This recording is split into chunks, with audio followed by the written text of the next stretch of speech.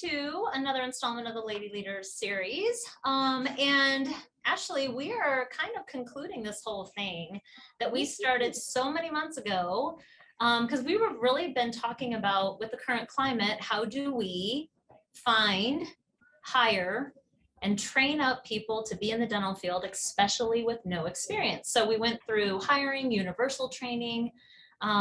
We've done scheduling coordinators, DAs, and now we're going to be moving into the incredibly unknown, elusive, scary position for doctors, which is billing and insurance department. I think we can all attest there's lots of questions from people about this department, just because doctors are never really taught much about it.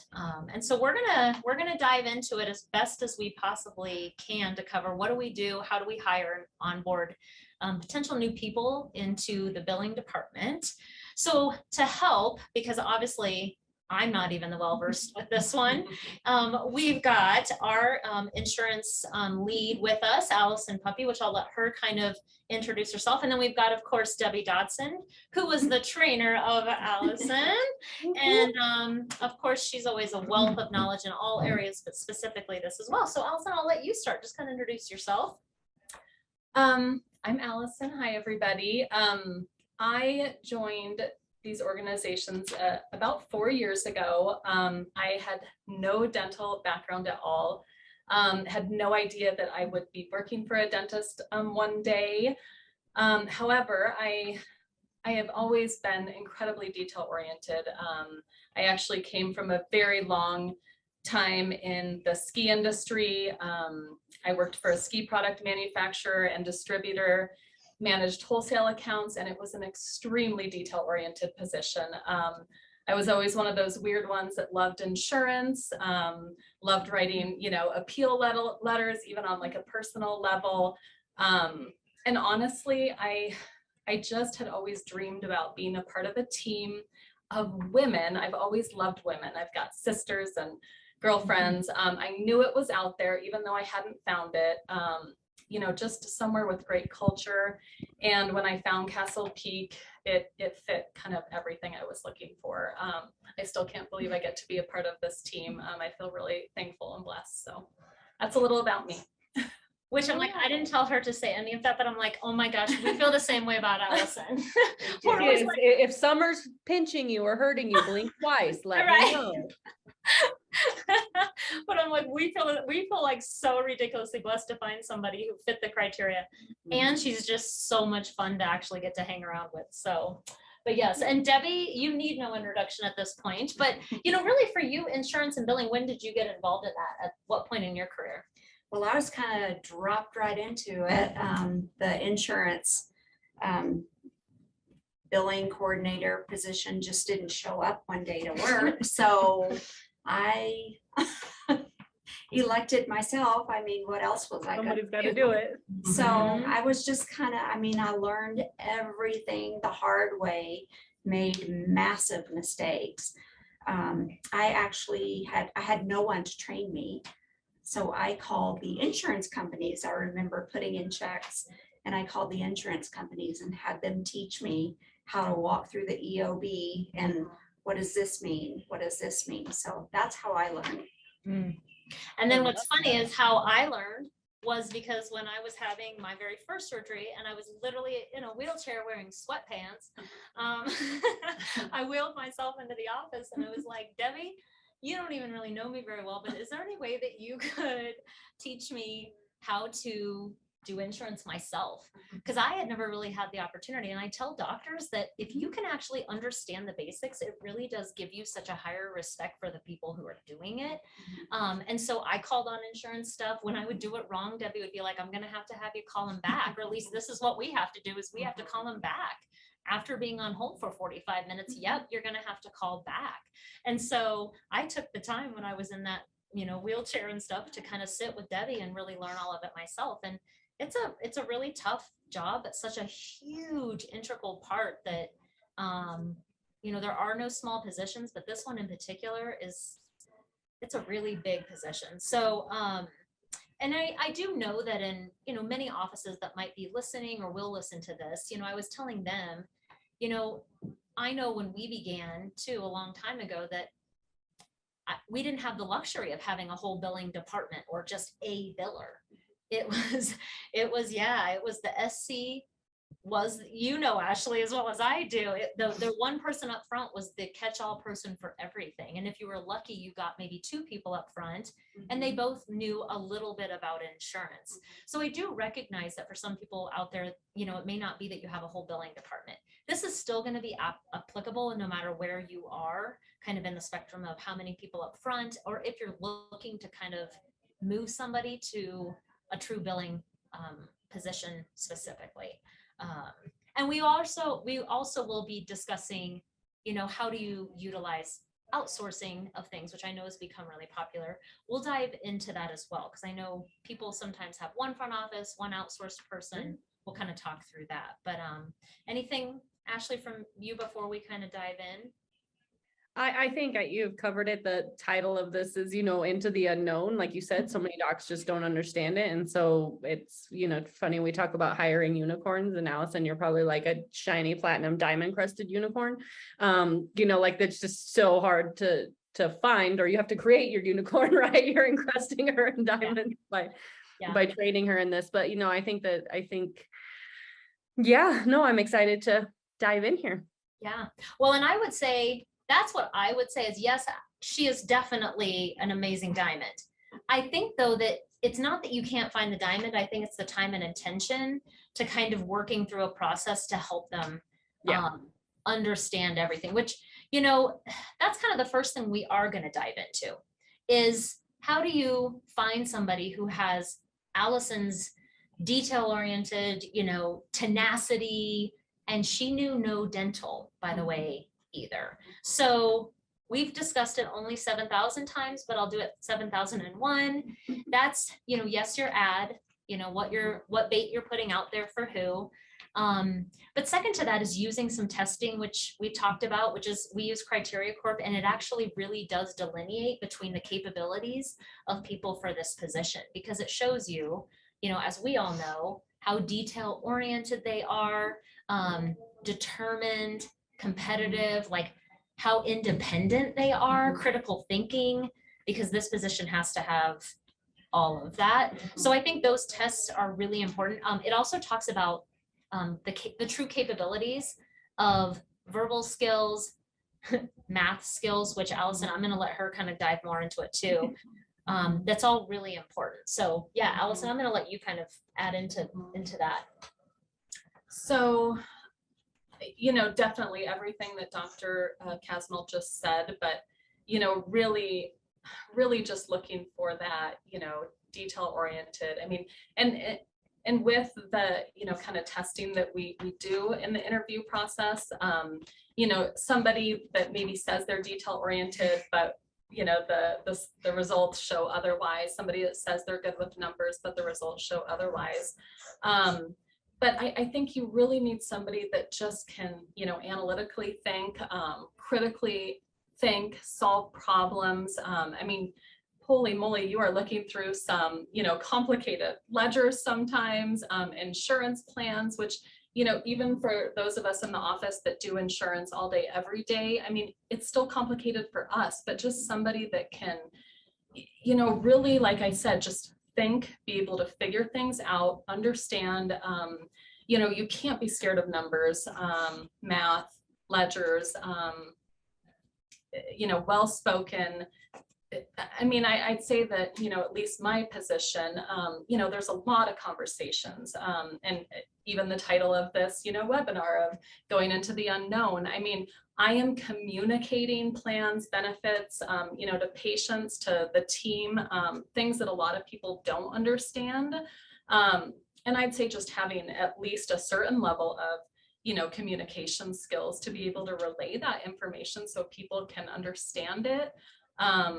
Professional, confident, some of that of course can be, grown, your confidence as you grow into the position. But I think when somebody's asking you really specific questions about their plan, you need to have a level of confidence in the knowledge that you have. So these are just kind of things that, again, a lot of them, you know, can be grown over the position, but still things that you would be looking for sure.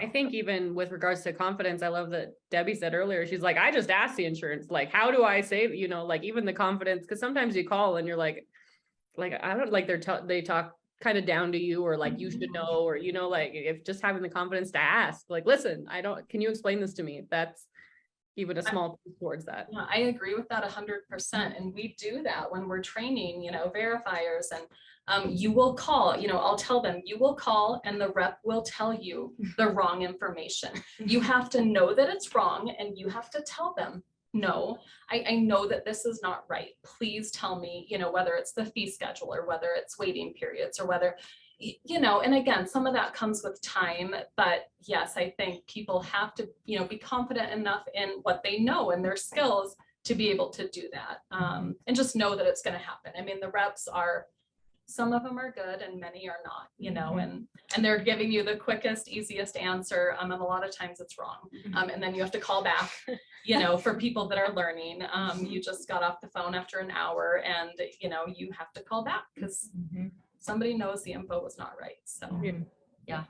Well, and that's where I'm like, I highly advise for any doctors who may be listening. I know this is probably the last thing, or one of the last things, along with like bathroom duty or something perhaps, but I know people don't want to necessarily call on their insurances, but I highly advise it. I really do highly advise doctors. You know, I've done it at several little points just to be able to see what the system's like, what are they actually up against, how long is it taking?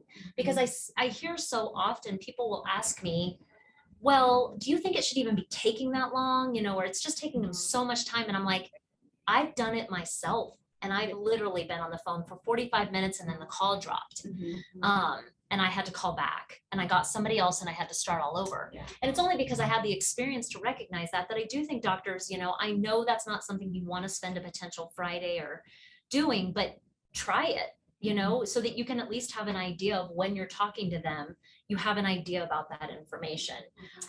But, you know, going back to who you're looking for, it's helpful, I guess my point is if you at least know what it takes to do some of this stuff. But then as you're looking for people, the one thing I want to add to what Allison said is, because if I was a doctor sitting out there, I might be like, well, what happens if you find 75% of Allison? You know, you find somebody who's got great math skills, detail oriented, all of those things are checked, but honestly, they're really, because sometimes that type of personality doesn't marry always with super great communication skills necessarily. They like the numbers, they like those kind of things, but they don't want to have to go communicate it. I did say it is possible, you know, for people listening to take somebody like that, have them do all of the numbers, all of the details, and give it to a great TC or an office manager or an SC, you know, scheduling coordinator, and have them convey it to patients, as long as, you know, because we train all of our front office to know a little bit about insurance. But I do recognize that sometimes you won't find somebody who is necessarily going to hit all those marks. So, but anything There's else? always a solution. Yeah, for sure. I wouldn't pass on somebody, I would say, who has all of that, but maybe isn't completely stellar with their communication skills. I love that. I may figure out something else. But Debbie, anything else though when it comes to the person for this position? I mean, they've got to have a certain level of perseverance, I think, because it's a tough job coming in and not knowing anything. And at the end of the day, you're like, your head is going to explode. Yeah. So you've got to be able to just walk through that fire and knowing that you're finally going to get or learn everything you need to, not everything, we still don't know everything, but you just have to have somebody that I think is pretty intent on learning and just forging through. I think tenacity, right? Like they have to just be able to, you know, not take those long phone calls personally and just get the answers, get the right answers. Have to by that. Yeah. Yeah. Yeah. Because there's going to be so much learning involved no matter what, especially if it's somebody with very little or no experience. It's just, it's a whole, it's like putting anybody into any of the positions in the dental office new. It's all Greek, it feels like, Well, so. and correct me if I'm wrong too, Allison, this is something that's also, it changes every year, right? So sometimes you thought this plan was doing this one thing and now it's not necessarily, you know, right? So it's not like it's always evolving. Yeah. Always, it's Well, always changing. And even now, I think after COVID, with even the insurance companies being so short-staffed, even the verification process looks different than what, you know, it looked like a couple years ago. You know, they're maybe limiting their time on the phone, or they're not speaking to offices to give them benefits. You can only get a fax, and it's very limited. So even that is looking different. Which is such a beautiful point. We haven't even started diving into the actual meat of this, but you know, I do hear doctors often getting really upset because treatment plans are off or patient portions were off. And I'm here to say, just knowing from what I know, they really are often giving wrong information, or you can't speak to a representative at all. They're having to pull it from a breakdown and guess. So, you know, one thing that we've really instated is if a patient wants to know for sure, we give them the codes and say, hey, listen, this is the best we can get. We truly can't get any better than this. If you want to know for sure, we're going to have you call them just so that you have a better idea. So doctors, please know if that's you and you're like, well, why were we so off? Why was it so wrong? I'm not giving any room for, you know, lazy mistakes, but I'm saying sometimes with what I'm seeing, people really can't get the same information they got before. It's gotten difficult for that as well. So well, we're going to dive in because, you know, I do think that let's pretend you found somebody who had all the right capabilities, you know, was detail oriented and actually showed that they were detail oriented. They went through the universal training process. They're a great culture fit. All right, Allison, what do we do now? We're in week 1 or whatever. They watched all the videos. They're onboarded. Where do we even start? Because a doctor would be like, I don't even know what to do. So, you know, I had asked Dr. previously, just, you know, because there's a handful of different scenarios and every scenario is different depending on, you know, the person you're bringing on. I would say if you are bringing on somebody completely new to dental, and of course I can speak to this myself, but, you know, the dental terminology, codes, abbreviations, that has to be just a huge, you know, I guess, focus that first 30 days, you know, hitting it as hard and as much as possible. They'll probably even have to be kind of studying, if you will, even at home at night, you know, because what happens, you know, for me, and I love that you said perseverance and the tenacity, because, you know, my whole life I had been able to, you know, have success at, you know, something that I worked hard towards. I'd learned pretty easy. But I will say, you know, it's very hard to learn and to do the job when you don't understand the words and the abbreviations. You know, I mean, it's all very dental industry specific, but, you know, somebody who's never been in dental and you're a prophylaxis, what? Oh, and a prophylaxis is the same thing as a prophy. Oh, and PX is prophy. And I mean, it probably sounds super basic, but that's what you're dealing with, you know, for somebody. I mean, the only thing I knew about dental was when I would go into my dentist for cleanings, but they were called cleanings, you know, and even I remember asking Debbie, I'm like, is an examination the same as an evaluation? Because some plans say this. And so that's the biggest hurdle, honestly, because once that confidence is, you know, gained with the dental terminology, the codes, the abbreviations, then you can start putting it all together. So I would say a huge focus on that if they're new in dental. Of course, the first 30 days is just going to be lots of, you know, basics of everything. I think that it's huge learning is what I would say of the first 30 days, but then of course going into position specific. So making sure there's that basic understanding of dental insurance, how it's different than medical insurance, the key components, you know, again, in general, because you can never say anything's for sure with insurance. We all know that. But in general, you know, dental insurance is going to have a maximum deductible, the co-insurance, the categories, have them start learning about missing tooth clauses, waiting periods, exclusions. You know, inevitably a patient who comes in to get an implant, their plan has an exclusion for implants that we didn't catch, you know? So just starting to get that, the basics of dental insurance, probably have them start doing easy verifications, you know, getting the eligibility documents, maybe have them start, you know, calling on some full breakdowns, which would be more like what we've talked about, where you're on the phone with the rep, you know, you've got the big template in front of you and you're getting all of the information. But, you know, and then as far as billing, you know, running credit cards, care credit, sending patient statements, just, I would say that first month is really learning the basics of, you know, the position. You know, I could keep going. But I think, Well, I have a Go ahead, question too. So with regards to that, and if I'm jumping ahead, stop me somewhere, but like with regards to that, like there's so many codes. Are you just sending them home with the CDT manual and you're like, best of luck? Or you're like, you need to know these ones first, you need to know. Yeah, so I would start with preventive codes at first. And, you know, because your office is going to probably use the same codes over and over again. So focus on those codes that you use most frequently, and then you can start kind of delving into the treatment codes. Yeah, and when I started, I mean, Debbie, even, you know, 4 years ago, had awesome little kind of cheat sheets of exactly commonly used codes in our office. So that's where I started.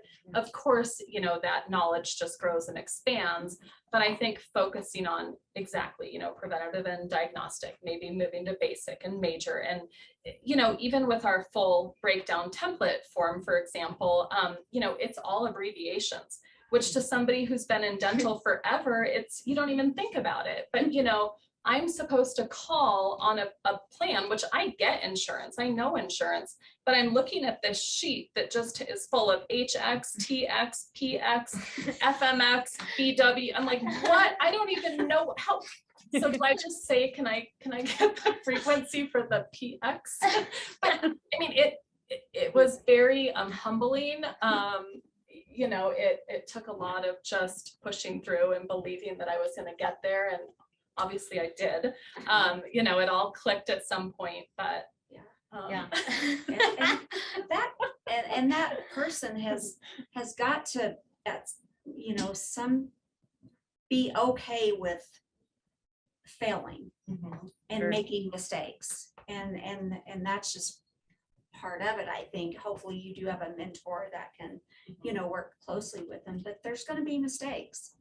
And well, and that's where, like I said, if the doctor at least knows some of the basics, it's helpful, because really in that first month, I think what we kind of came down to was dental terminology, making sure they understand it, they understand the abbreviations, really basic insurance verifications, understanding just the basics of dental insurance, like exclusions, just some of the basic codes is really all we're going to be doing in that first 30 days. If they have no experience and no dental, but they have detail-oriented type disposition, numbers, they enjoy things like that.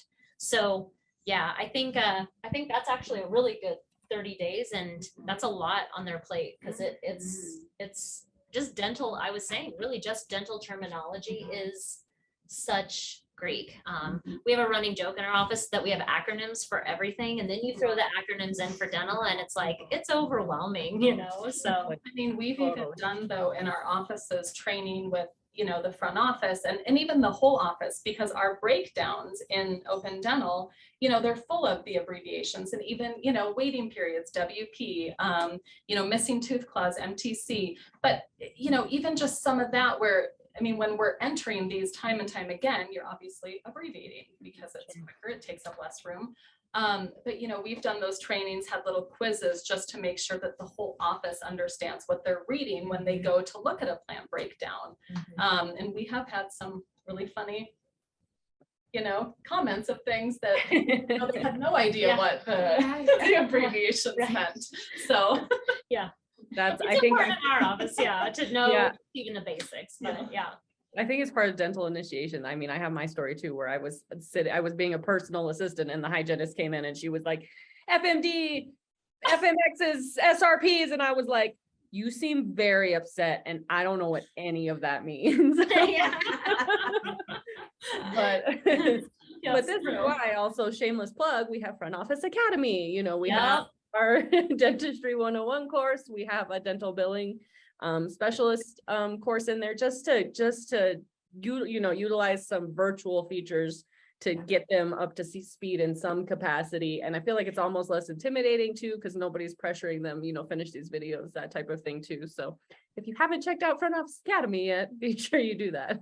Well, which is perfect. It was beautiful because I was going to say, what happens if you don't have, because there's people listening right now who are like, well, Allison was able to rely on Debbie, or like we even have other people in the office who just knew the basics, like Amy, the lead hygienist that everybody knows about. She knows basics of a lot of those things. But what happens if you don't have somebody in there? Because there's people right now who are like, I gotta throw them in. Yeah. Well, I think we just said there's a resource right there where you can have that person potentially be training ahead of time before they ever come into the office, or have them trained while they're in the office. But if there isn't somebody to necessarily help them, it's probably beneficial to have the Front Office Academy's resources just to kind of help to at least get them up to speed. Yeah, bridge the gap, right? We're closing. It's not going to cover it, it's not going to be the same as actually getting on the phone and asking those questions, but it's going to bridge the gap and get them, at least knowing what an FMX is. It's not the same as a BMX, and it's not tied to riding bikes whatsoever. I didn't ask that. That wasn't my experience. So true. Well, and one thing I would say too is, I tell people all the time that, trying to say, have them watch a video series and then throw them into being a scheduling coordinator and try to call on breakdowns and try to do the billing, we may just be asking too much of these people. Yeah. So I think it's important that if you're going to be bringing in some of the billing into like an SCTC position, and they're learning this, I think it's important to have them do it on a day where there's not either patients in the office, a Friday, if you're closed a certain day. I think it's important to train people when they're not going to be trying to also pick up the phone, schedule, and do a treatment plan. I just think that's sometimes a lot to ask of that person who's learning it all. So outsourcing may become something that you do until that person can catch up to FOA, because that's a big heavy ask, I think, for somebody who doesn't have a ton of dental experience to try to do all of that in one position right away. Yeah, so. Totally. Well, I love, if that's where you're going, is the outsourcing thing. Like I said, I feel like there's always a solution, and it can be a combination of everything, right? It doesn't have to be one thing is one thing, I think in dental, there's a lot of things there's a lot of gray areas in a lot of places, and a lot, and outsourcing parts might be a definite solution. Yeah, absolutely. So, well, and I think, in that 30 days, first I'm going to ask, Deb, is there anything else you would add or subtract from, probably not subtract, but add into what Allison said as far as dental terminology, basic plans, just dental insurance in general, what it's like, and basic codes and insurance verifications? Anything else you would say? No. Okay. That's a lot to work on within that 30 days. Yeah. Is there any, red flags you guys are looking at during that first 30 days when you're onboarding somebody? I think about kind of our insurance verifier, like what are the potential green flags, red flags that you're looking for in that first 30 days? Expectations of what looks good and maybe what doesn't, because there's going to be lots of mistakes. Yeah. They're not going to be awesome, especially if they don't have any dental experience. So what are the green flags and red flags for people who may be doing this? So a red flag for me would be, as you're teaching somebody all of the basics of insurance, is they don't want to accept that information that you're giving them. Oh yeah, I know that. That they appear like they just know everything already. That would be a big red flag for me. I completely agree with that. And when people don't ask questions, when you know that there's questions, I mean, in the first 30 days, how can there not be questions, whether you have insurance background or, dental? There are so many questions, and just that, I know, yep, got it. No questions, that would be a red flag. You're like, no, you don't. Yeah. Well, here, can I tell you some of the things I think you maybe have questions on? Yeah. Well, and also, maybe as you are starting them going on, doing some really basic verifications, things like that. Again, a person that, has said they're detail oriented, and there's a million and one details, even just with one plan. It's inevitable that things will get missed, but I'd say also if you are just kind of consistently seeing, and not even super detailed, but just things being missed that are more obvious, kind of consistently being missed, and then, kind of been faced with the answer of, yep, got it. No, I understand that. Or, those would be some red flags of just wanting to maybe dive a little deeper into, the fit and personality and things like that. Yeah. Anything else, Ashley, for red flags? Maybe defensiveness when there is errors, like versus, it's not a personal attack on you. Like we understand it happens, but like the automatic, like defensiveness, like it's like you lady said, this is part of the job, and you have to be able to accept that there will be mistakes. And if you aren't open to that, and you can't be easily frustrated by the having to make the phone call again. Kind of watching those things in the early days, I think is important too. Yeah. And that's going to be hard for a person who doesn't have a mentor to make those mistakes and not really have any feedback. Even for Allison, I think it was hard for her, when mistakes were made. She took it really personal and, thought I'm doing a bad job. And so if an office is fortunate enough to have somebody mentor, I think you have to really create that safe space for that individual learning, because it truly is just a massive undertaking, I think. But whatever mistakes there are to be made, I guarantee you I've made every single one.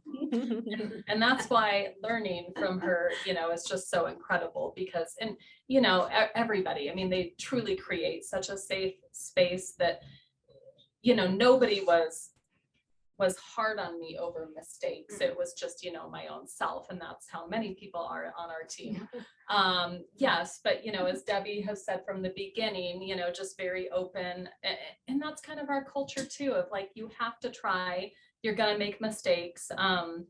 And that's okay. We have made all the mistakes, and that is how we have learned. That's how we better our systems. That's how we grow. I mean, like, every system and thing we do is from, mistakes that we've learned from. But that is the key, is that you learn and grow. And that was going to be my only other red flag, is just, something I've seen. And, but maybe the person who is asking questions, but they ask the same question over and over and over. They don't have a notebook. They don't have a journal. They don't have a, because I do think it's really important. Everybody is going to learn and retain information differently. And we can try to help. We try to help people figure out how, what system is going to work for them. But having somebody who knows, we've got gals that, they have their binder set up in the first, 30 days and everything's laminated, and that's how they learn. Other people have their notebooks, and, but I'd say having somebody that knows how they learn and they don't want to ask the repetitive questions, that's awesome. And the other side of it would be kind of a red flag. Totally. Making the same mistakes over and over and over, asking the same questions over and over and over, for sure. Well, and you know how, Ashley, we joke that like Alistair comes up to some degree in all of our webinars, but it's true. Like, he made a comment once that just stuck with me. That person who I think doesn't say anything or doesn't ask a question or is very like, oh, no, I get it. His comment once was, you can let them know, like, okay, good, I'm glad to hear that, because we'll know for sure if you know that in exactly 1 week. Yeah. And I was like, isn't that perfect? Because he's like, don't worry, we'll know within 1 week if you are actually sure of yourself or not. So this is great. We'll definitely know for sure. Yeah. And I was like, isn't that so true when you get that? But yeah, I think we'll dive in now, because we talked about the basics of the 30-day. We talked about red flags, green flags. Let's go into 60-day. So they've made it past that. They're a little bit stressed out. There's a few tears that have fallen. Yeah, they made it past the 30 days. Now we're into 60 days. Now what are we starting to kind of add to what we just, the foundation we just built? I'll go with Allison. So, for me, the 60-day would, the hope would be, the goal would be that you start seeing, you've moved from the basic learning to now understanding and implementing. I really think that's kind of the goal of this next phase. So, everything that they were exposed to, that they learned, they're building on that, their knowledge, their skill set is getting a little deeper. You'd expect probably with the insurance verifications that, I'd say re-verifications, which would be like an existing patient who has an existing plan, they're coming back for an appointment, that they can do those pretty independently. They're getting all the eligibility documents put in the right place. They're documenting, they know where documentation goes. They're starting to be able to feel confident with their dental terminology.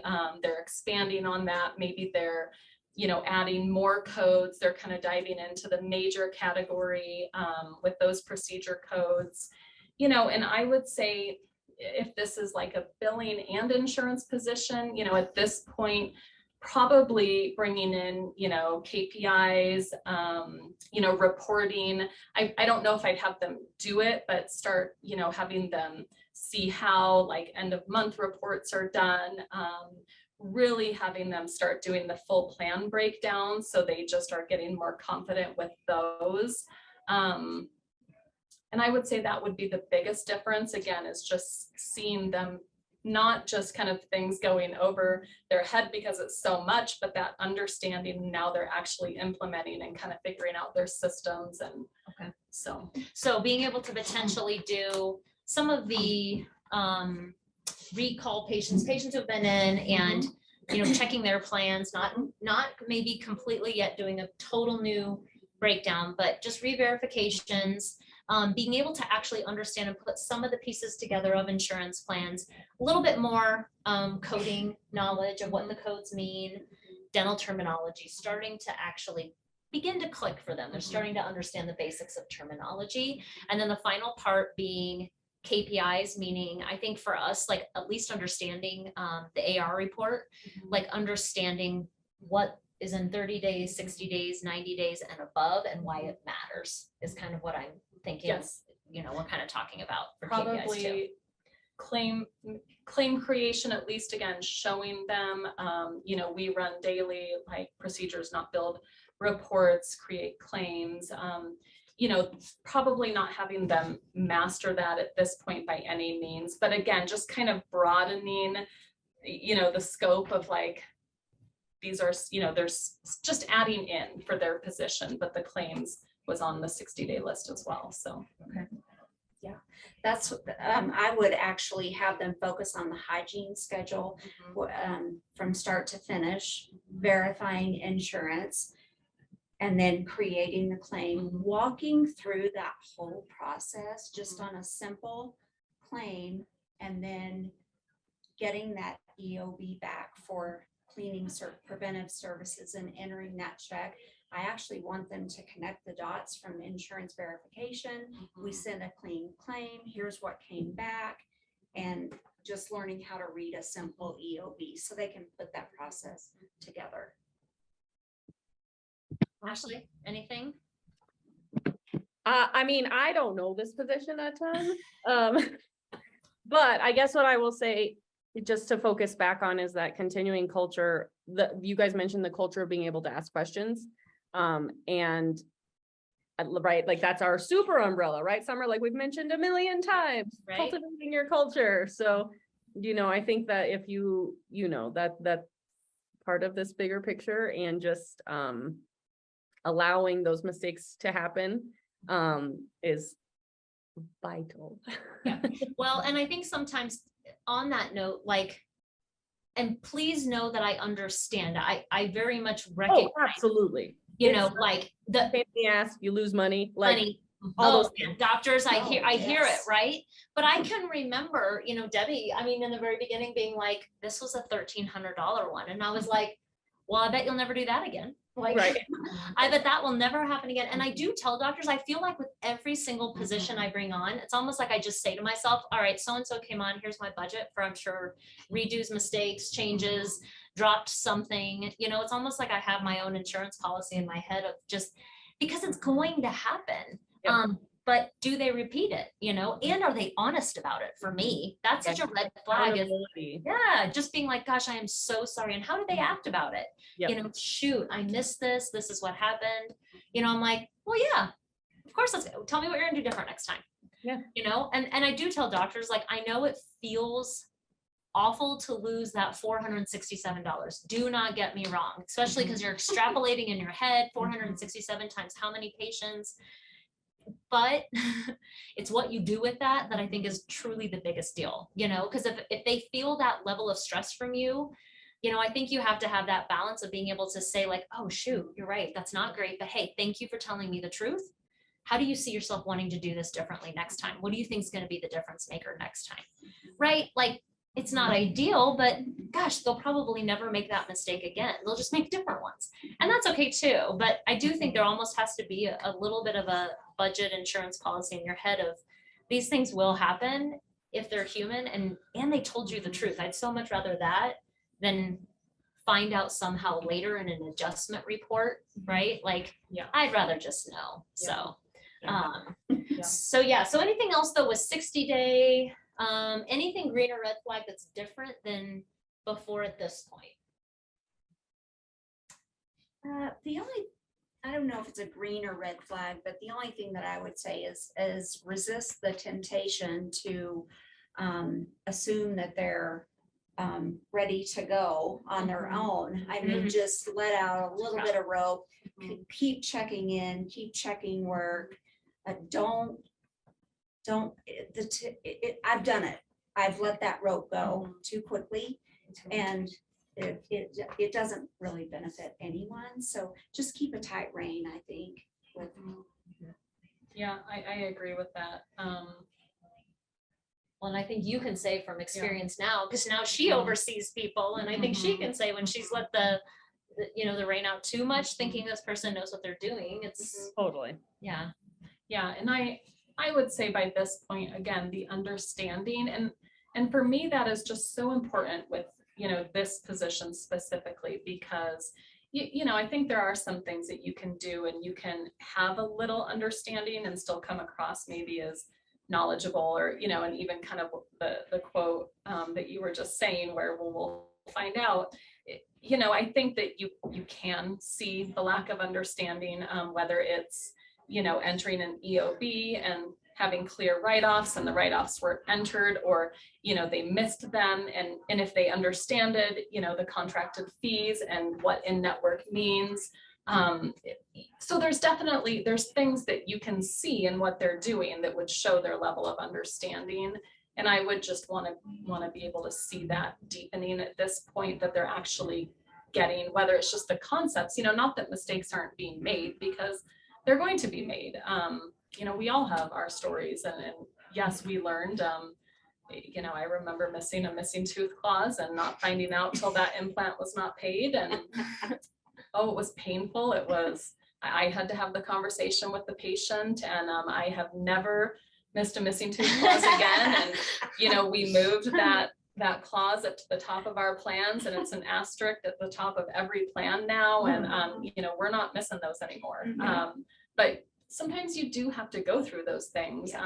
But I would just want to make sure that they are understanding the concepts, of insurance, of the, and we didn't even talk about fees yet, but, the in-network, out-of-network, that's something that a lot of people do struggle with.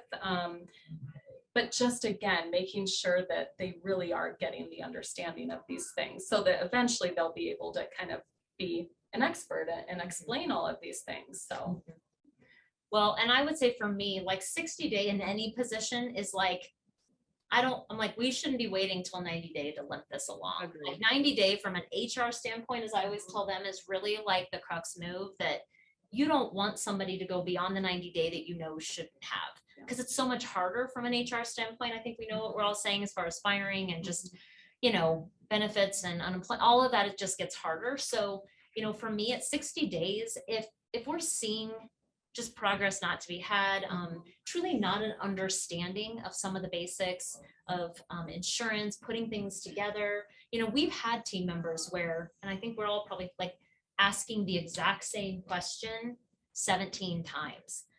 it's not going to magically get better. So I do think at 60-day, there needs to be a skills check-in to ensure that they can show they know how to do blank.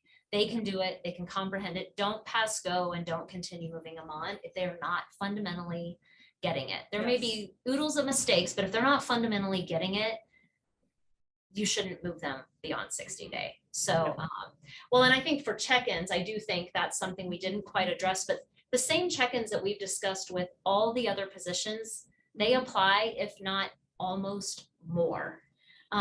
Because I do think Debbie was checking in pretty well daily, was often sitting beside her in the very beginning, and then would give a little rope. And people always say, well, isn't it micromanaging? And I'm like, no, like you have to be able to train them, give them a little rope and tell them, I'm going to be checking back and this is what I'm going to be looking for. I can't wait for the day that I don't have to check back quite so much.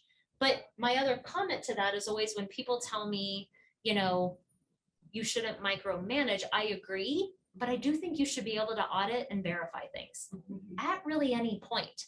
My feeling is if we picked up Allison's reports and dug into them right now, she should be able to be like, oh yeah, this is why, here's what's going on here, without any defensiveness. That's how it should be, including my stuff, right? We should all be accountable for that. So as you're kind of going in through those check-ins, I think it's super important. Yes, there's a balance between, you know, micromanaging, thumb on them all the time, and ensuring that they have the knowledge and confidence to move on to the next level. They can't have the confidence if those constant check-ins, auditing, checking isn't happening. They won't build that confidence. So in my mind, it's kind of it's the micromanaging. It's not micro, you know, it's the check-in to cost ratio, right? Like on those positions where it's, you know, if you're not checking in, you're straight up losing money, is different than the, you know, the front office text message that's being sent out that maybe you didn't like the verbiage quite so much. Like that's it, you know, these are different levels of tasks that we're talking about here, and they literally cost you more money if you were missing these mistakes. So yeah, it makes more sense to check in there and to be upfront about it. I think that's the thing too. People don't want to be micromanaged, but they also respect expectations. So if you're like, hey, you know, I'm going to be checking in daily, I'm going to be checking in twice a day or whatever, you know, weekly, and then we're going to move to weekly, and then we're going to move to, you know, if they understand that in the beginning they will be checked often, you know, it just sets the standard and sets a precedent. And this is a very large portion of the revenue, and it makes sense that it would have a higher level of, you know, surveillance. Yeah, truly. Yeah, it's true. Well, and we touched on this, but how insurance, it is so different. I mean, and it's very realistic that somebody could be doing verifications for a month. And let's just say they were all group plans, and suddenly, you know, in their 60-day, they have an individual plan that has a waiting period, and they've possibly just never seen that before. I mean, there are so many little variables and, you know, exceptions and things that I think probably even for a year. I mean, a dental vision hearing plan, which maybe they'll see 4 times a year, but there's always going to be the first time it comes up. And I think it's too just assuming or not assuming that they just missed something, but taking more of the approach of, you know, we probably haven't even had that discussion yet because it is one of the exceptions or a plan they haven't seen yet. There are so many different scenarios and plans. And it's not like, you know, doing a filling and doing it just slightly different. It's like doing something the opposite of a filling, you know, that you've never seen before as a procedure. In a different language. Yeah. It just, you really, sometimes they really don't. I mean, there's crazy plans they've showed me, or I got to witness that. I was like, holy smokes, where did that come from? But well, so, and then I'm going to guess 90 days, we really just deepen all of the connections, more dental terminology, more coding. But we're really finding out in that 3rd month, okay, this person has got what it takes, you know, capability wise and moving forward. Green flag, red flags, we've already kind of addressed those ahead of time. So if they've made it to that 3rd month, they get it by and large is what we're saying. They're not perfect. They can't do everything on their own at all still, but they have a deeper understanding, I think. So, you know, outsourcing stuff we kind of did touch on, but I want to make sure that we have enough time just to say, you know, I think outsourcing has been I think it's gotten exponentially a larger part of offices that I talk to just due to COVID. I think they were recognizing that, oh man, it's really nice to have somebody outside the organization doing insurance verifications. Because insurance verifications are kind of a necessary. necessary, monotonous job Yeah. that's really tough for Yeah. one person unless they have just the right personality, you know, to want to do that all day. Like I joke, I'm like, oh man, it hurts my heart if Allison has to do that. And so I think, you know, everybody knows of some insurance verification companies. Verific is one that I know is big. There's a whole bunch of them, and I think some are better than others. The thing I think we would say about that is you've got to be incredibly careful about really watching the breakdowns, what they're getting, how comprehensive it is, really what services you provide that they're not getting, like SRPs being done the same day as a cleaning, like things that tend to happen often in your office. Little things like that can be missed by verification companies. And I think we found often that it can be tough sometimes to dial in just what you want. So you have to take the time to really dial things in with insurance verifiers. And network participation is one of those items that we found was a little bit difficult because, you know, we were working in the office and we saw the back end of that if we didn't get the correct information, and they don't quite know what our office participates. I mean, they do, they have a general knowledge, but they just don't know how to dig a little deeper, and they shouldn't. They don't really. They don't know our No. patients. Yeah. Yeah. So you have to kind of go with a grain of salt that they're going to probably get a lot of things really great, but there may be things that are going to be missed. You do have to onboard them, I think, you know, to really try to get your office dialed in with what you want specifically for the procedures you provide. But they can be an incredible resource for sure. So all for them, just know that you can't kind of throw them in and assume they're going to get your office. Well, it's like anyone in this position. I mean, you can't just throw them in, you know, it's Yeah. just, you know, and it might be perfect for that has one front office and they're just like, where do we delegate this to? We need a solution, you know, there's always, you know, done is better than perfect, but you know, at least it's a solution in the meantime. Even if you're bringing on someone and training someone, you know, it's a resource and it's a tool. And absolutely, you know, it's like we had to use a call center for a while during the height of COVID because we were so, you know, we were running on nothing and it wasn't ideal and things didn't get quite done right and patients would sometimes get upset, but we were like, it's what we have to do for right now until we can come up with something better. Now, some insurance verifiers, and I really do mean this, some companies, when you work with them well, they get it really dialed in and they do amazing stuff. And I really am all for them, even if you have enough people, because I do think having somebody else do some of that basic stuff is really helpful in offices, just to spare people to do bigger treatment plans and schedule, you know, patients. I think it's really great. The other thing is, you know, a lot of people started outsourcing AR and insurance stuff like eAssist. I think it too is really beneficial. And I think whether you're in a pinch or not, it's something we still use. Allison oversees a couple people from eAssist who works for the offices, which I'll let her kind of say. But again, you have to onboard them. She's checking them daily, weekly, kind of working with them just like they would be in the office. So yeah, go ahead. And I mean, and we've had a lot of success with our eAssist team. You know, it has freed up so much of my time so that I could finally move on to other things.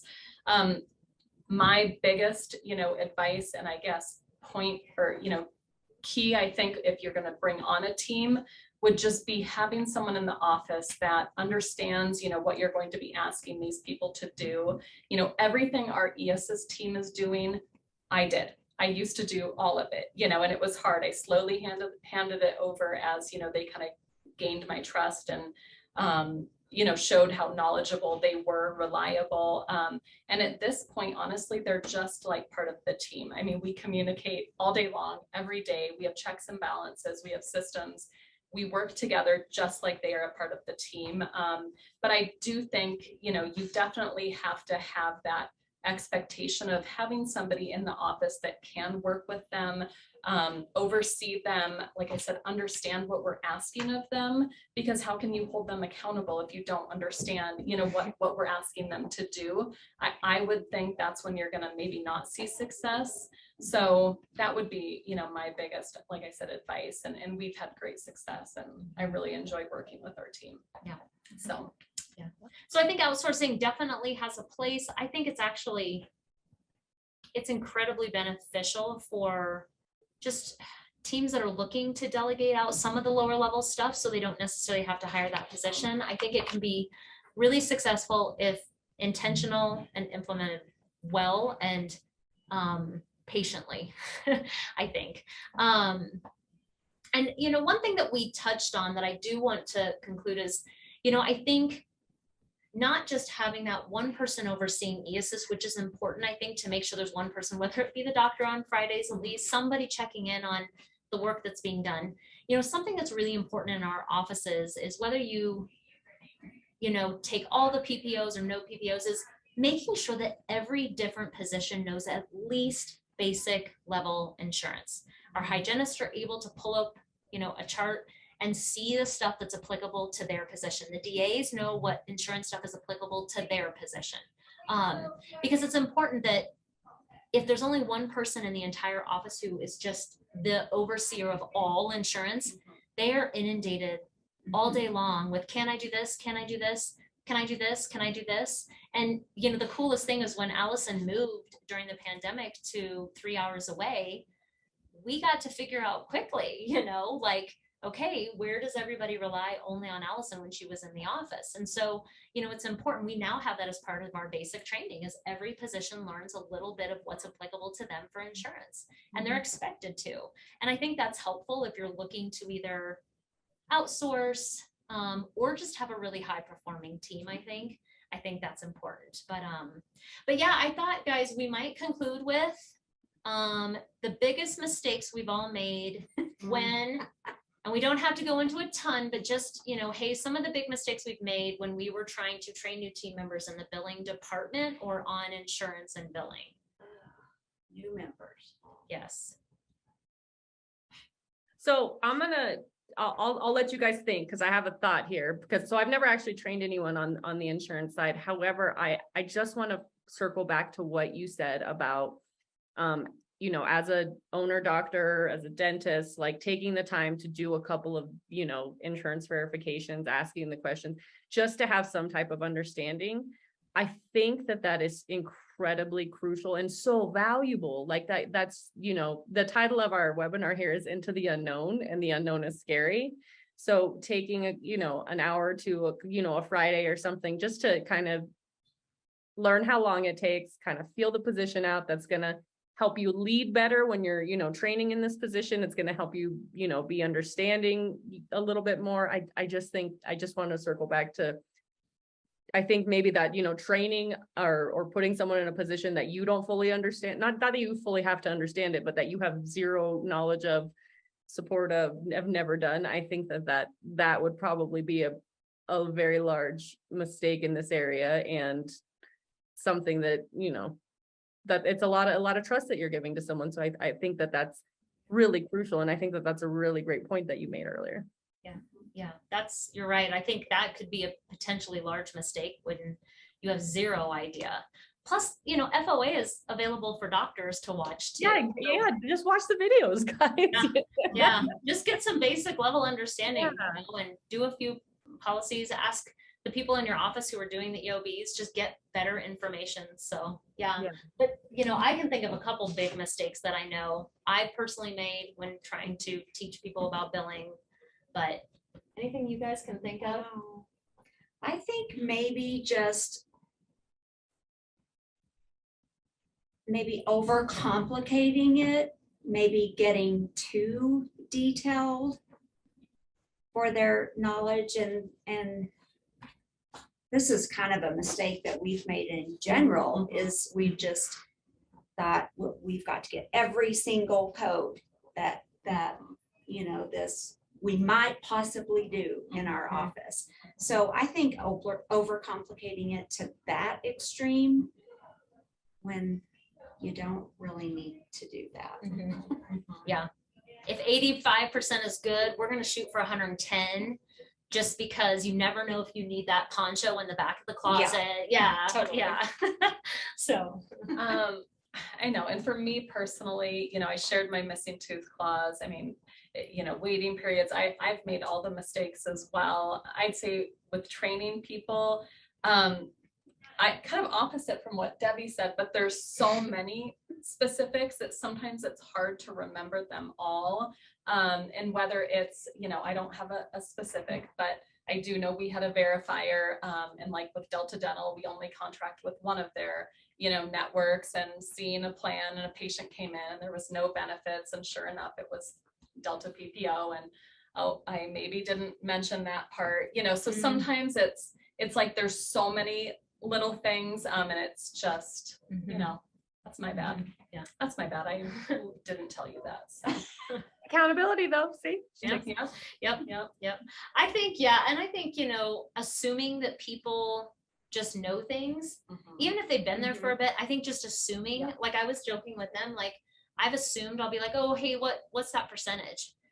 And I realized one time with somebody who wasn't in the billing department, but who had to at least understand some insurance stuff, she didn't understand how to get the percentage. I was like, oh, use a calculator. No, she didn't understand how to put the numbers in to get the percentage.